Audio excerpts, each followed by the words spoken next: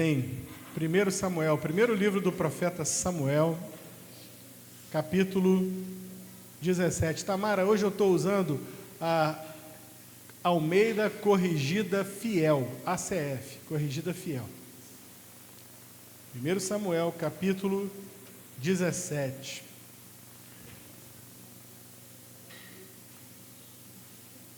Na sexta-feira, quem assistiu o jogo de Cabo Verde e Argentina, levanta a mão. Foi um jogo chato, parado, foi um jogaço, foi um jogaço. E todo mundo aqui estava torcendo para a Argentina perder. Vocês não deixam acabar de falar. Vozinha foi assim, aquela coisa.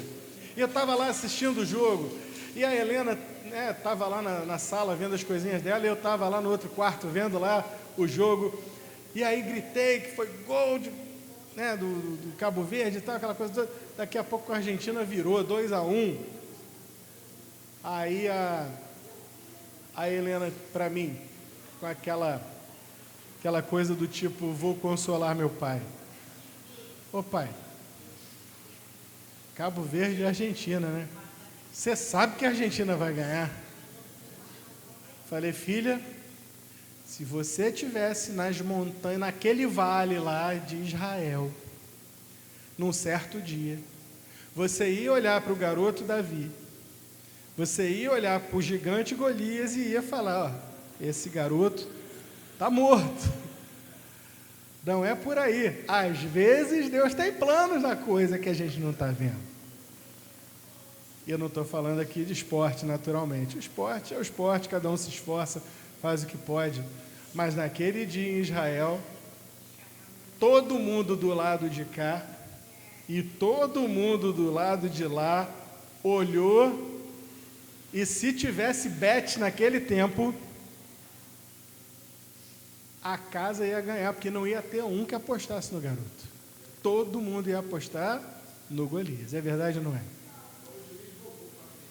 Pois é, mas lá a mão de Deus pesou. Foi outra história. Vamos ver então o que a gente pode aprender com essa história tão conhecida das crianças e dos adultos. Estou em 1 Samuel 17, vou começar no versículo 23. E estando ele ainda falando, quem estava falando? O gigante Golias estava humilhando Israel, dizendo que eles tinham mais que mandar apenas um ali que o enfrentasse. Enfim, estando ele ainda falando com eles, eis que vinha subindo do exército dos filisteus o homem guerreiro, cujo nome era Golias, o filisteu de Gate, e falou conforme aquelas palavras, e Davi as ouviu. Preste atenção nessa frase. E Davi as ouviu. Ele ouviu aquelas palavras que Golias falava. Porém, todos os homens de Israel, preste atenção no todos os homens de Israel, vendo aquele homem, fugiram de diante dele e temiam grandemente. Estamos falando de um exército, todo mundo com espada, escudo, lança e o que tivesse mais do bom e do melhor para a guerra. E eles, meteram o pé, saíram da presença do gigante. E diziam os homens de Israel, aí começa aquilo que o pessoal chama na empresa de rádio peão, né? Começa, você viu? Você viu aquilo? Você viu? Diziam os homens de Israel, vistes aquele homem que subiu?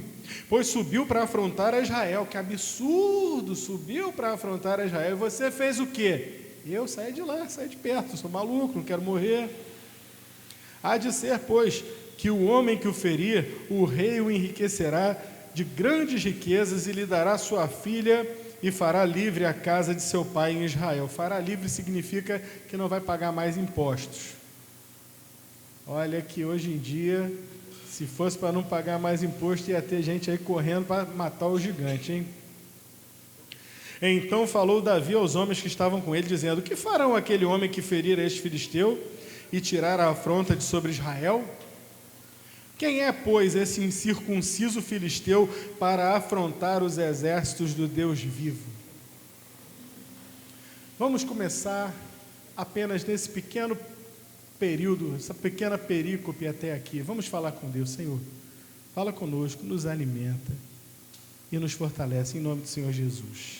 Amém. O nome de Golias significa exilado. Exilado é alguém que saiu da sua própria terra para viver no exílio, numa outra terra.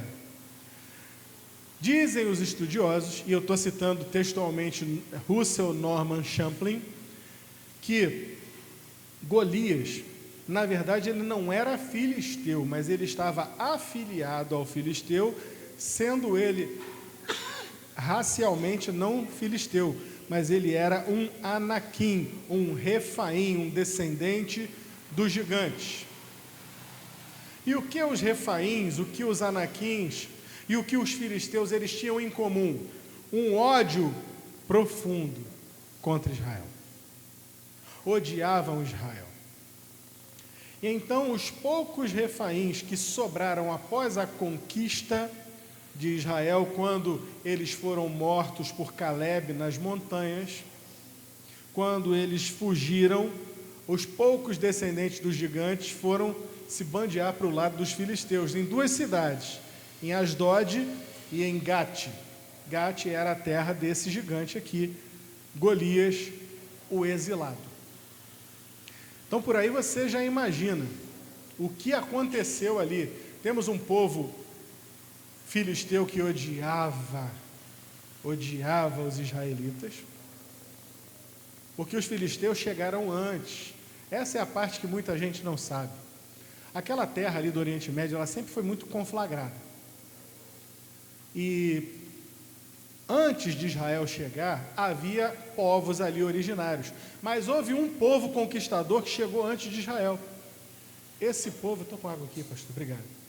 Esse povo eram os filisteus, que vieram da Grécia. Eles eram originariamente gregos, e vieram e tomaram aquela terra ali, que eles depois passaram a chamar de Filístia.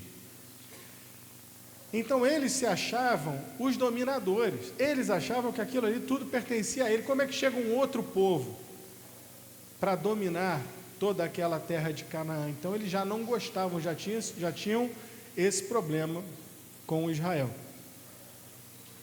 E aí vem a eles exatamente homens gigantes de 3 metros de altura, e eles dizem: bom, esses gigantes também odeiam os israelitas, vamos usá-los a nosso favor. Agora você vai entender, como eles tinham origem grega, os gregos tinham esse costume de ter um campeão. Vamos colocar o campeão dos filisteus, nós escolhemos Golias, contra o campeão de Israel. Escolham um campeão e quem vencer terá vencido. O campeão representa toda a coletividade. Eles estavam certos de que nenhum israelita jamais poderia enfrentar o ódio do gigante Golias. E assim se desenrola toda essa cena. A nossa mente, a nossa mentalidade é uma mentalidade ocidental. A nossa mentalidade é uma mentalidade que se coaduna com toda essa lógica greco-romana. Nós também olharíamos para o gigante e diríamos: vai ser barbada, vai ganhar fácil, vai matar esse garoto, vai destroçar esse menino. É ou não é?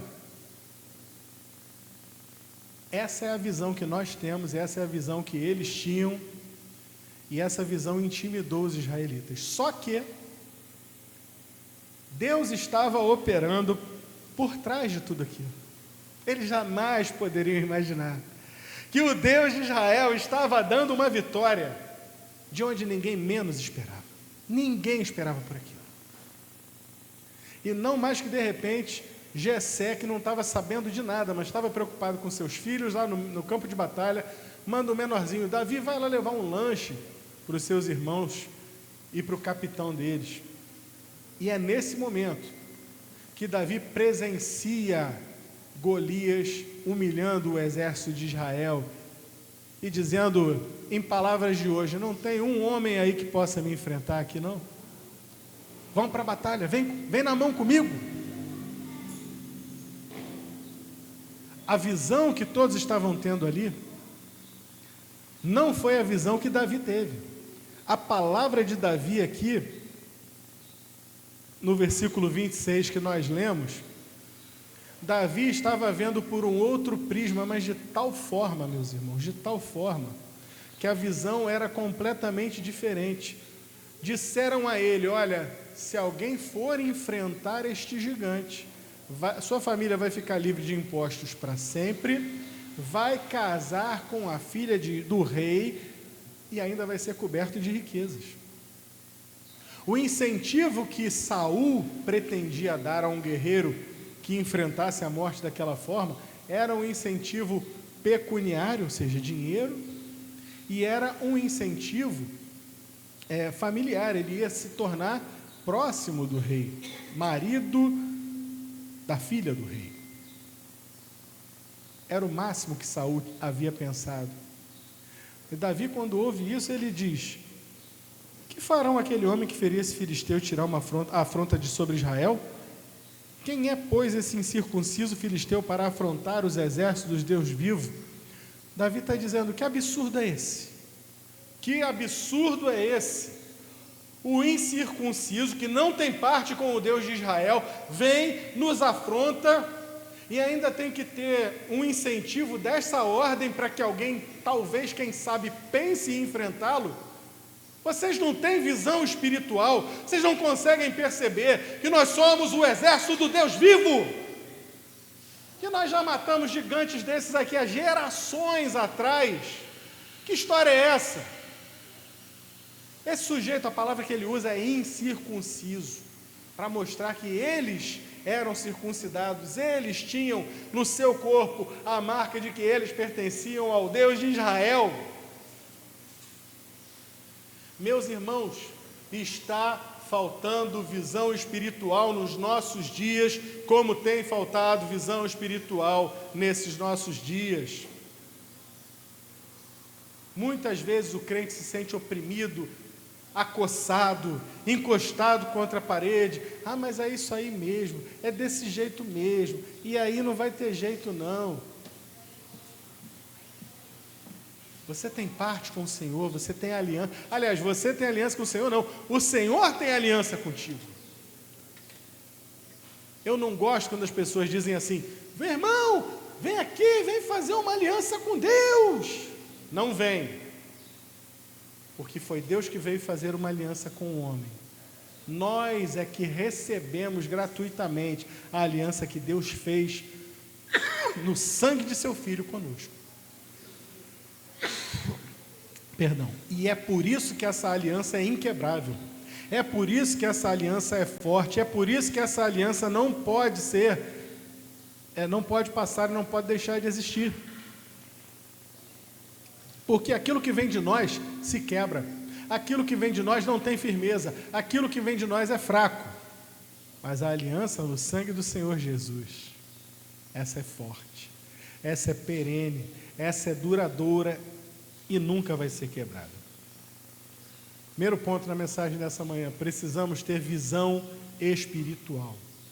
As coisas espirituais se discernem espiritualmente. Todos olhavam para uma realidade física, usavam a sua mente e os seus olhos. Davi, porém, enxergou o que estava por trás. Não é apenas um homem gigantesco querendo confrontar outro homem, não. Há uma batalha aqui de deuses. Há alguém que confia no metal, na madeira, que chama deuses feitos por mãos de deuses, que está afrontando um povo que tem um Deus vivo.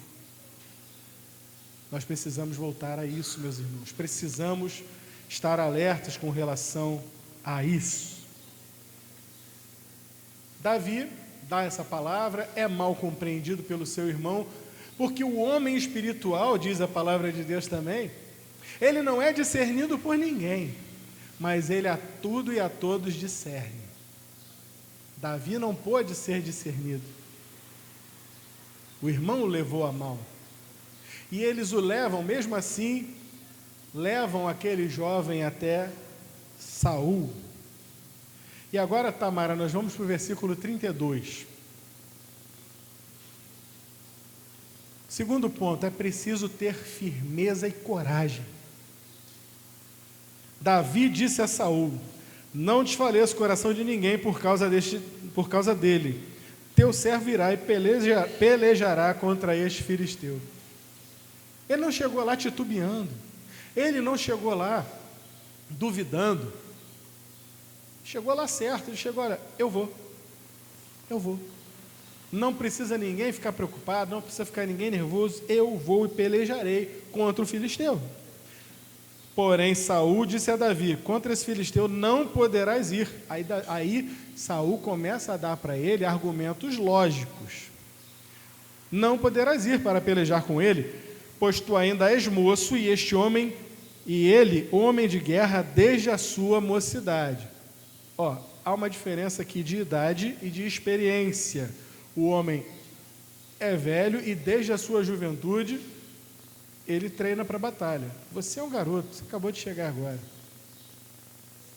Então disse Davi a Saul: teu servo apacentava as ovelhas de seu pai, e quando vinha um leão e um urso, e tomava uma ovelha do rebanho, eu saía após ele e o feria, e livrava-a da sua boca. Quando ele se levantava contra mim, lançava-lhe mão da barba e o feria e o matava. Assim feria teu servo o leão como o urso. Assim será este incircunciso filisteu como um deles, porquanto afrontou os exércitos do Deus vivo. E disse mais Davi: Senhor me livrou das garras do leão e das garras do urso. Ele me livrará da mão deste filisteu. Então disse Saul a Davi: vai e o Senhor seja contigo. É preciso ter coragem. Uma fé que não induz a coragem. E fica a pergunta: é fé? Quem tem fé tem coragem para enfrentar as dificuldades da vida.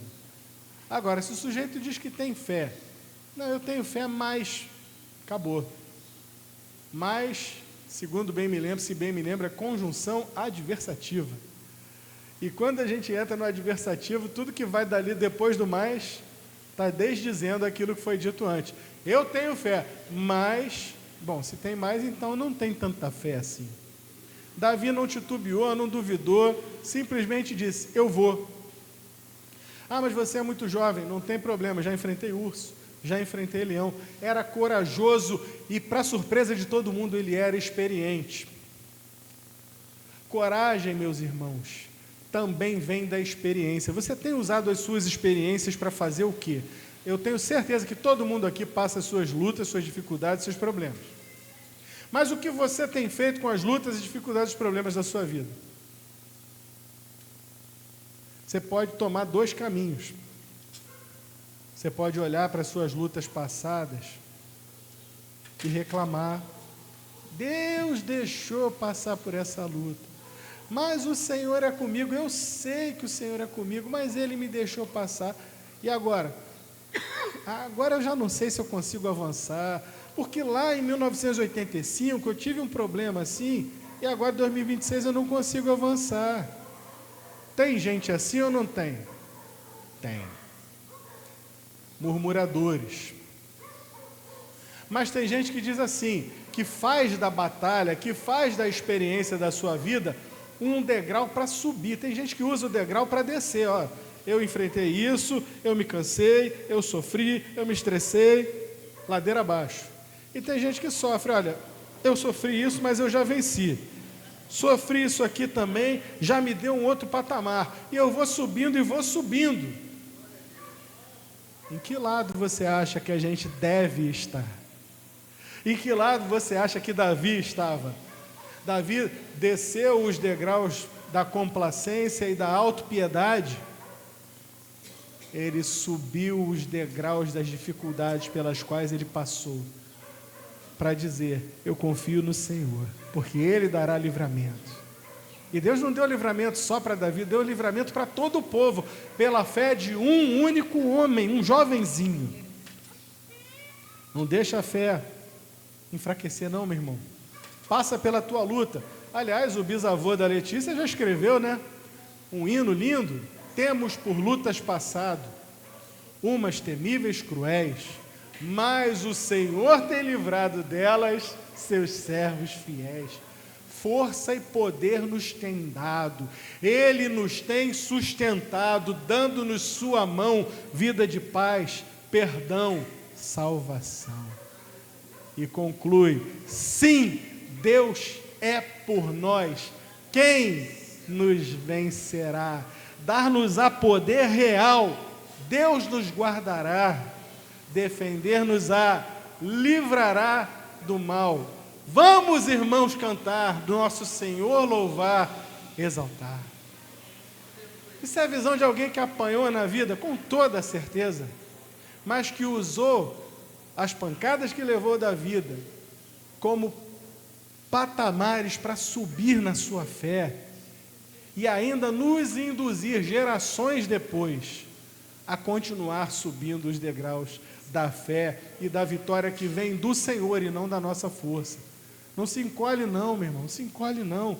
Vai para frente, vai que o Senhor é contigo, em nome de Jesus. Davi declarou o seu passado. Meu passado é esse, ó, venci leão, venci urso. E Davi declarou o seu futuro. Por quê? Porque o futuro não estava nas mãos de Davi. Não, eu sou muito destro com a funda, eu não erro, pode deixar que eu vou matar no peito essa daí. Não. O mesmo Deus que me livrou lá, vai me dar esse filisteu nas mãos.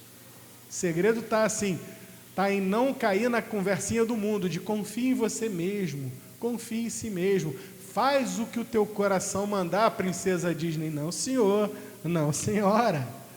Confia no Senhor de todo o teu coração. Honra o nome do Senhor com a tua fé. E aí você vai ver o que o Senhor vai fazer. Ou, como eu gosto de colocar, entrega o teu caminho ao Senhor. Confia nele e ele tudo fará. Foi o que aconteceu na vida de Davi. E o que aconteceu em seguida? Veio Saul. Detalhe, Davi era um menino jovenzinho. Saul era um galalau, era o mais alto de todo Israel. Vocês lembram de quando ele foi ser rei? Ele sobressaía do ombro para cima sobre toda a multidão de Israel. Era o mais alto. E ainda quis dar a sua armadura para um garoto jovenzinho, magrelinho. Ia dar certo? Nunca. Botou a armadura, o garoto não conseguiu. Está no verso 39. Isso, e diz assim no final do verso 39, Davi explicando para ele: não posso andar com isso, pois nunca o experimentei. E Davi tirou de sobre si. Lembra que eu falei ainda agora de experiências? Que a gente deve usar as experiências para alavancar o nosso futuro? Pois bem, Davi está mostrando aqui que também a falta de experiência, na falta de experiência a gente tem que ter humildade. Tem que ter a humildade de dizer: isso aqui eu não sei usar, isso aqui eu não conheço, isso aqui eu não vou usar porque vai acabar atrapalhando. Eu tenho um amigo que se casou há pouco tempo, e a esposa dele é recém-convertida, e ele falou para mim que ela está naquela empolgação de nova convertida e queria ver um seminário para ela estudar teologia. Embora eu reconheça que é uma boa coisa isso, eu disse a ele o seguinte: não recomendo. Não recomendo. Porque ela é recém-convertida. Deixa ela pegar um bom tempo na escola bíblica dominical, ouvindo os irmãos, as experiências, ouvindo as pregações do seu pastor, tirando dúvidas com o seu pastor. E lá na frente, então, daqui a alguns anos, ela vai falar com ele e ele vai orientá-la sobre esse assunto. Eu não posso pegar o neófito agora e colocar sobre ele toda uma bagagem teológica, sendo que ele ainda está começando na fé. Eu estou colocando no menino Davi a armadura de Saul. Quantos entendem? Na vida espiritual nós precisamos ter essa noção também, de que aquilo que nós não dominamos, nós não podemos nos meter a nos fazer de entendido. Não, pode deixar, vou pegar essa armadura aqui. Não, não vai. Vamos com calma, mas não deixemos de ir. Isso não significa falta de coragem. Isso significa noção e percepção das coisas. Com isso aqui eu não tenho experiência, mas eu tenho experiência com a funda. Eu não tenho experiência com a armadura, mas eu tenho experiência com a funda. Então eu vou usar a experiência que eu tenho, com a qual Deus me abençoou. Talvez num outro momento a gente possa falar em espada, talvez num outro momento a gente possa falar em armadura, possa falar em lança, mas não é o momento. Faça a leitura de quem é você e de que momento você está vivendo e aquilo que Deus tem te dado. Porque às vezes a gente ouve vozes aí, olha, esse caminho que você está tomando, ele é bom, mas você precisava ter mais isso, e mais isso, e mais isso. Será? Será que você precisava de tanta coisa assim, como estão jogando nas suas costas, e você nunca está pronto? Ou será que é o momento de investir naquilo que Deus já tem colocado, e depois buscar as demais coisas? Fica a reflexão também para nós. Por fim, veio o confronto. E o confronto, Tamara, está no versículo 42. Golias era um gigante, um homem formidável, de quase 3 metros de altura. Golias tinha uma armadura, um escudo, uma lança. Só a ponta da lança do gigante pesava 60 quilos. Imagina um negócio desse. Então, assim, era um tanque de guerra, comparado com um garoto que era um gravetinho de magro. Obviamente que o filisteu também não tinha visão espiritual. O que aconteceu? Verso 42. E olhando o filisteu e vendo a Davi, o desprezou, porquanto era moço, ruivo e de gentil aspecto. Ele não tinha cara de mal. Davi era um guerreiro que não tinha cara de mal, era um garoto com um rosto inocente e puro. Tinha gentil aspecto. Quanto crente aí hoje fazendo cara feia para a vida, para os amigos, para os inimigos, para os irmãos da igreja, hein? Que coisa! Fica essa lição também. Disse, pois, o filisteu a Davi: sou eu algum cão para tu vires a mim com paus? E o filisteu, é aqui que está o ponto de virada. E o filisteu, pelos seus deuses, amaldiçoou a Davi. Pelos deuses dele, por deuses feitos de pedra, por deuses feitos por mãos de homens, por deuses feitos de prata, por deuses feitos de madeira. Ele afronta a Davi e o despreza, e o amaldiçoa. Disse mais o filisteu a Davi, aí começam as ameaças, né? Vem a mim e darei tua carne às aves do céu e às bestas do campo. Davi, porém, disse ao filisteu, olha quantas coisas Davi reconhece. Tu vens a mim com espada, é verdade, e com lança, verdade também, e com escudo, também. Porém eu não venho com espada, eu não venho com lança, eu não venho com escudo, eu não venho com treinamento militar. Eu venho a ti em nome do Senhor dos Exércitos, o Deus dos exércitos de Israel. E se ele parasse aqui já estava bom. Eu venho a ti em nome do Senhor dos Exércitos, do Deus vivo. Já estava ótimo. Mas a sentença final mostrou o porquê que Davi venceu. A quem tens afrontado? A frase que Golias talvez não tenha compreendido. Tua briga não é comigo. A tua briga não é com toda essa turma aqui que está morrendo de medo de você. Teu problema é que você está enfrentando a pessoa errada. Você achou de se arvorar contra o Deus de Israel. Por isso eu nem preciso de armadura. Eu não preciso de lança, eu não preciso de espada. Porque a tua briga não é comigo, eu sou só um instrumento. Irmãos, nós temos tido essa visão na nossa vida, porque assim como naquele tempo, ainda neste tempo de hoje, a luta continua sendo do mesmo jeito. Tem gente que se levanta contra você no seu trabalho, na sua vizinhança, na sua escola, na sua faculdade, e que não está se levantando contra você, a sua pessoa, o seu CPF. O problema não é você, o problema é quem está com você.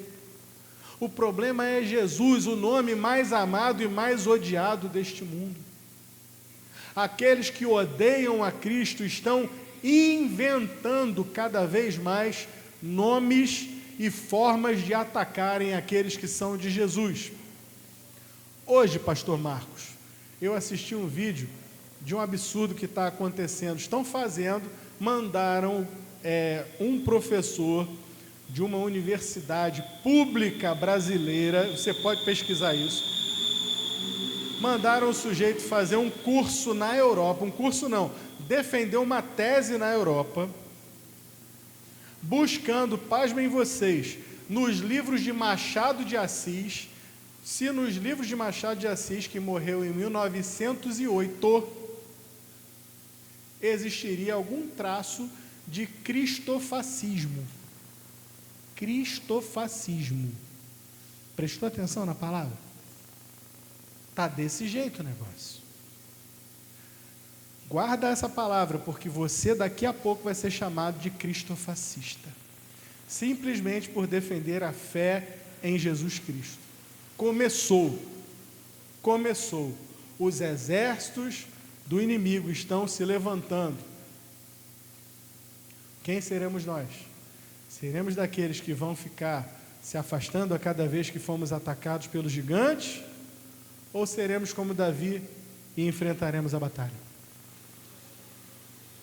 Eu sei que no coração, aqui na hora, de boca, todo mundo vai falar, vamos enfrentar a batalha. Mas quando começarem as prisões, as perseguições, aí é que a gente vai ver quem é quem. Meus irmãos, nós temos que ter coragem. Nós temos que enfrentar o mal que está se travestindo de bem e que está levando muitos a crer que a igreja de Cristo, na verdade, é um problema sobre a face da terra. Não somos. Somos servos do Deus vivo, do Senhor dos Exércitos. E não se preocupe, porque não é com você, é com Ele. Eles têm afrontado o Senhor dos Exércitos, assim como Davi falou, em nome do Senhor dos Exércitos, Rei de Israel, a quem tens afrontado. Porque o nome que eu vou ser chamado não vai ser Felipe fascista. O nome que o pastor Marcos vai ser chamado não é Marcos fascista, não vai ser Andréa fascista, não vai ser Evandira fascista. O nome que eles querem afrontar não é o nosso. Eles têm afrontado o nome do Senhor dos Exércitos. E vão pagar por isso. Vão pagar por isso. E Davi continua no verso 46. Hoje mesmo o Senhor te entregará na minha mão e ferir-te-ei e tirar-te-ei a cabeça. E os corpos do arraial dos filisteus darei hoje mesmo às aves do céu e às feras da terra, e toda a terra saberá que há Deus em Israel. Se você, meu irmão, minha irmã, não se lembrar de nada do que eu falei aqui nessa manhã, guarda só o seguinte: a batalha é do Senhor. A luta, quando é contra o Senhor enfrenta. O Senhor vence, o Senhor dá vitória. Não se meta a arrumar confusão para você, não porque eu acho, porque eu sei. Agora, enfrentou o Senhor, falou mal do teu Deus, pode enfrentar, sem medo. Ah, pastor, mas eu posso ficar desempregado. O Senhor é Deus da prata e do ouro. Ah, pastor, mas eu posso ser perseguido. Jesus foi perseguido, apanhou, foi crucificado por tua causa. Ah, pastor, mas eu tenho medo. Quem não tem medo, meu irmão? Hebreus capítulo 11 está lá, a galeria dos heróis da fé. Sofreram tudo pelo nome de Jesus. Essa mesa aqui nos mostra um homem que enfrentou tudo por amor de nós. E às vezes eu me lembro do hino: morri na cruz por ti. Que fazes tu por mim? E a conclusão que eu chego, eu faço é pouco. Ele fez tudo. Nós fazemos muito pouco. E ainda achamos que merecemos alguma coisa. Que Deus tenha misericórdia de nós. Que nós sejamos verdadeiramente igreja do Senhor. Que crê no Senhor, não apenas da boca para fora, mas que se precisar pisar no campo de batalha, nós estejamos lá, com essa destreza, com essa coragem que Davi teve também.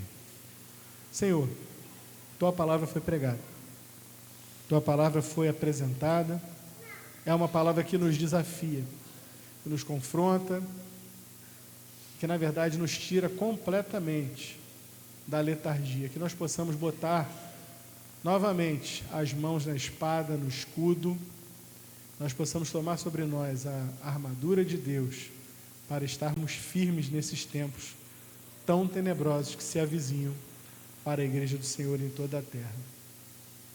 Ergue o teu exército, Senhor, nós possamos estar nele, batalhando ombro a ombro, pela honra do nosso Senhor, pelo nome do nosso Senhor, pela graça do nosso Senhor em nós. Em nome do Senhor Jesus nós assim oramos.